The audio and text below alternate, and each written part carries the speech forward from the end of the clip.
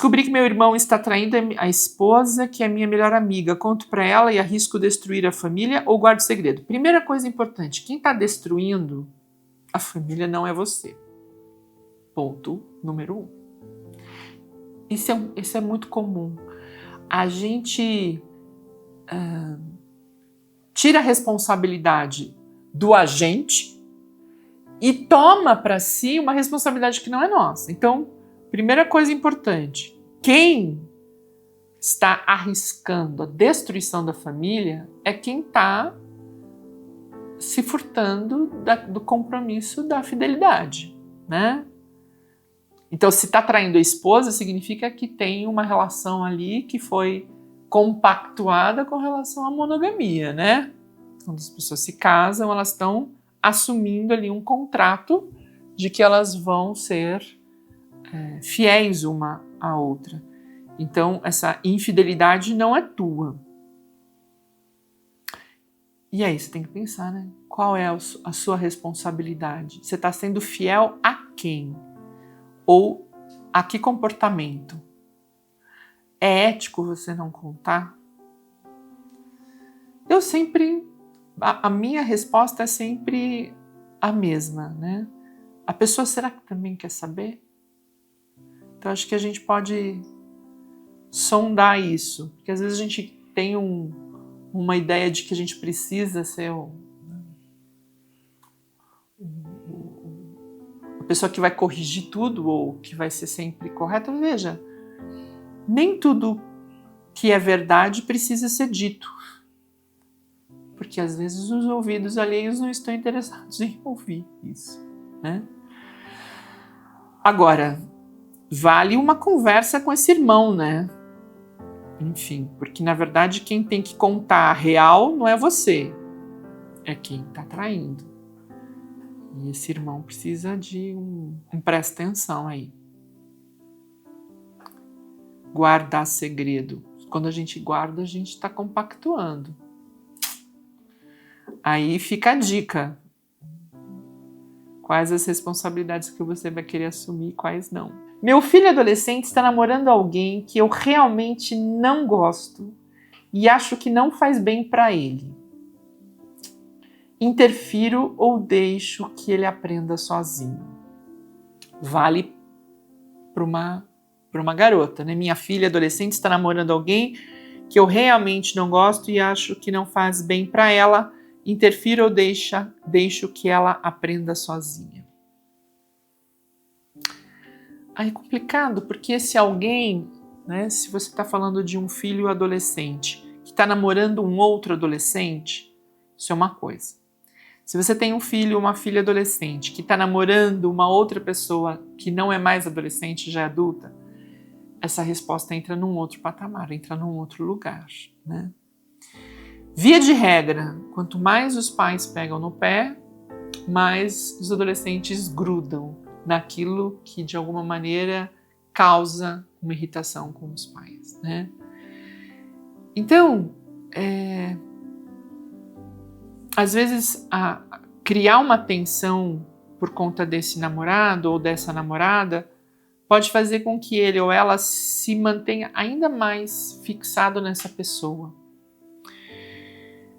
Acho que se você não gosta, você também tem que pensar nessa justificativa para você. Eu não gosto porque eu tô com ciúmes dos meus filhos, eu tô com ciúme da minha filha, eu tô com ciúme do meu filho, ou eu vejo de fato que essa pessoa age de forma desonesta, essa pessoa não a trata bem, enfim. E aí você tentar reforçar aspectos que são importantes num relacionamento, mas trazendo isso pelo lado positivo e não pelo lado negativo. Vou te dar um exemplo. Vamos imaginar que esse namorado, essa namorada, fala de forma grosseira com a sua filha ou seu filho. Cuidado para não reproduzir isso. Né? Então, procure cuidar da forma como que você fala com a sua filha e com o seu filho, para que fique patente para ela o desrespeito que ela tem do outro lado. Entende? Então, se você deixa que aquela situação ela ganhe visibilidade, essa outra pessoa vai enxergar. né? Então, se aquela pessoa usa apelidos desrespeitosos, não use apelidos desrespeitosos, né? E tenha uma fala que seja amorosa, respeitosa, como um contraponto. Porque se você ficar só apontando que o outro é ruim, mas reforçando de alguma maneira o comportamento do outro, você não está conseguindo se aliar, ao contrário, você está fazendo algo que pode colocar essa pessoa ainda mais envolvida. A gente nunca deve... Eu sou sempre partidária de agir mesmo que pelo excesso do que pela falta, né? Então, eu penso que é muito complicado a gente se omitir. Então, esse é um ponto importante. A gente tem que equilibrar aqui o nosso comentário, né? Mas a gente não pode simplesmente achar que ele que se vire sozinho e aprenda sozinho. Não. A gente está aqui para ensinar, a gente está aqui para orientar. E aí, uma boa dica é a gente falar da nossa experiência. Todo mundo que está assistindo já viveu um relacionamento abusivo, já viveu situações em que foi traído ou que traiu. Isso acontece para todo mundo. Ninguém tá livre de viver uma situação dessa como vítima ou como um agente de uma violência. Então, quando a gente traz a história para o nosso enredo, para a nossa percepção, a gente sai desse lugar de pedestal, de autoridade, de pai e mãe. E ali a gente tem uma oportunidade de encontrar o outro ser humano que é o nosso filho e a nossa filha. E oportuniza a partilha também por parte do outro. A gente também conta como a gente se sentiu e o outro também se sente aberto para compartilhar. Então aqui tem um ponto muito importante. Os filhos precisam se sentir seguros em partilhar sofrimentos com os pais. E os pais precisam se sentir seguros em ouvir e acolher esses sofrimentos, mesmo que eles também não tenham a resposta para isso.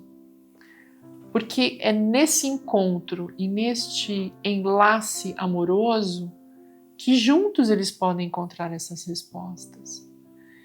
Então a gente está vivendo um momento duro, difícil, de afastamentos, de sofrimentos, de silêncios, e a gente precisa construir isso de forma, esse enlace dialógico, que é um enlace amoroso. Então, antes de dizer o que o outro tem que fazer, vale começar dizendo como é que você se sente com relação a isso. Você já contou para o seu filho, por exemplo?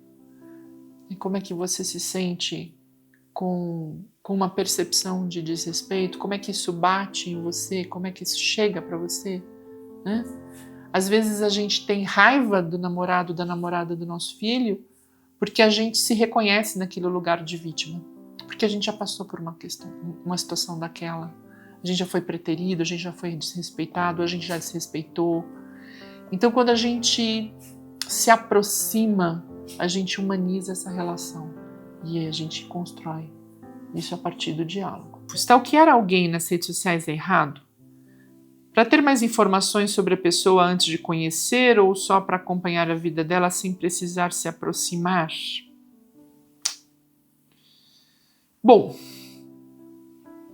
a vida de todo mundo está nas redes.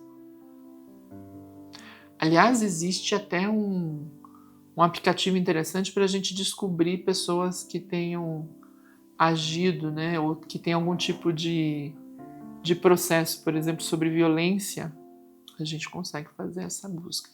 Isso é bem interessante, né? Em se tratando de um país como o nosso, e com questões de violências contra a mulher, enfim. Mas o que você quer descobrir?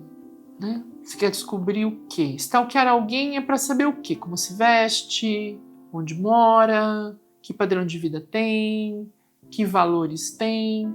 Acho que antes de stalkear a gente precisa fazer essa pergunta. O para quê? É a título de curiosidade ou para a gente saber se realmente a gente quer ter um relacionamento mais profundo, a gente quer conversar com essa pessoa, a gente quer convidá-la para sair. Então, o gesto em si, ele não é nem positivo e nem negativo. Ele é uma possibilidade. A questão é, para quê? Você quer fazer isso? Para quê? Então, dependendo do seu para quê, vale a pena ou não vale a pena, ou é perda de tempo.